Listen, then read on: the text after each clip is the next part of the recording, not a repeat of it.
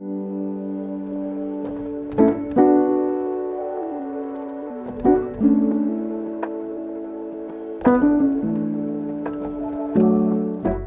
working title is Attunement, and it's a collection of pieces that uses natural and foraged materials that bring attention to the hyper-local environment and/or ecology. You might see some compost, you might see some clay, you might also see raw technology that's sort of unfinished, so cords, printed circuit boards, etc., that are bringing your attention to local data like weather and temperature and wind direction and all of that in order to help you reattune with the immediate location. So it will be very much involving the location of the stamps gallery.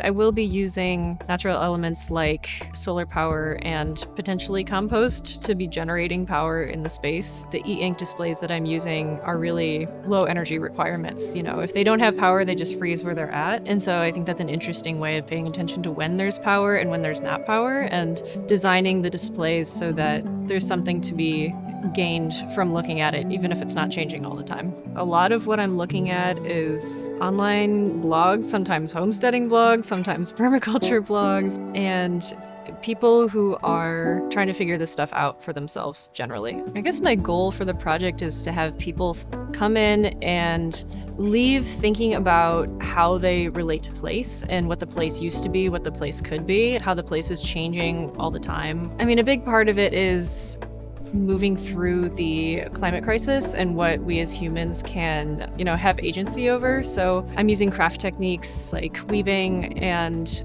like traditional homemaking techniques, kind of like composting and using clay as paint to bring the immediate natural environment indoors and also to allow us to know what that looks like. So it's like refamiliarizing as well.